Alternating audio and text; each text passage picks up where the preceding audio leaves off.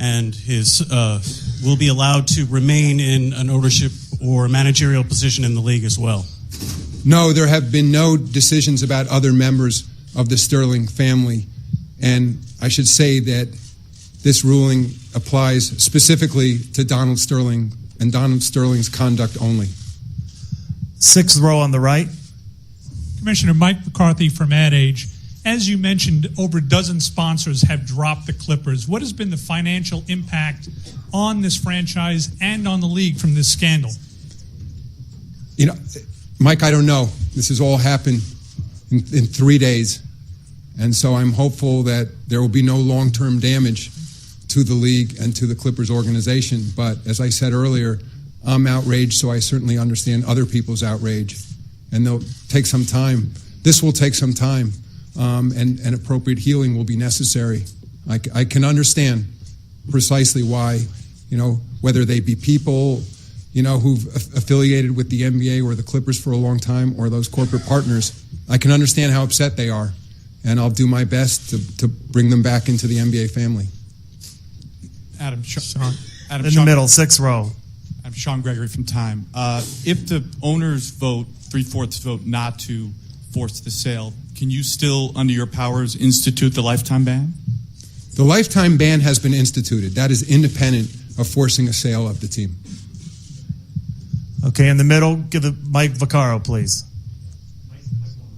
Mike Vaccaro, New York Post. Adam, can you share with us what your initial reaction was when you first heard the voice in the tape and what it was espousing? When I first heard it, I was shocked.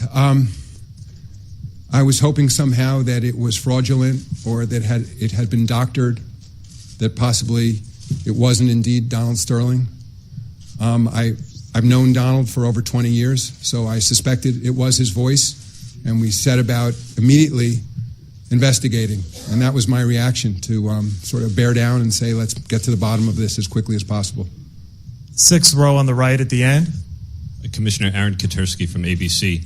Mayor Johnson has indicated he would like the league to undertake a full accounting of Donald Sterling's past and the failures by the NBA to act until now. Is that an account you'd be willing to undertake? And would you make any effort to mete out the personal views of other NBA owners at this point?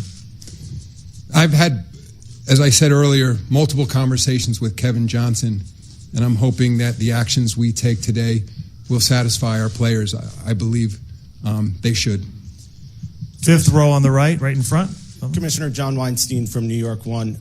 Can you just tell us, you said you've known Donald Sterling for 20 years. What have your interactions over those 20 years been like with him? Have you ever seen anything like this? Have you ever felt anything like this? And what kind of man did you adjudge him to be prior to this?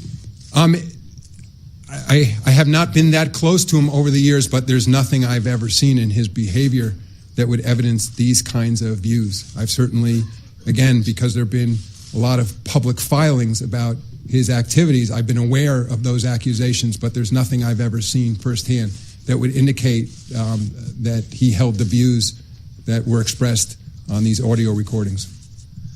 Back in the middle, please. Raise your hand so you can see you. Thank you. Commissioner Howard Megdal, Sports on Earth. I'm curious, just you spoke about your personal response to this.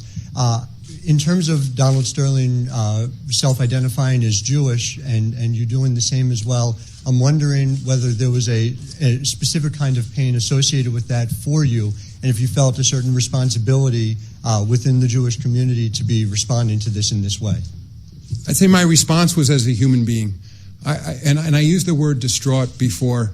I spoke on Saturday morning directly to Chris Paul, to Doc Rivers, and it wasn't even anger at that point. I mean, there was a certain somberness.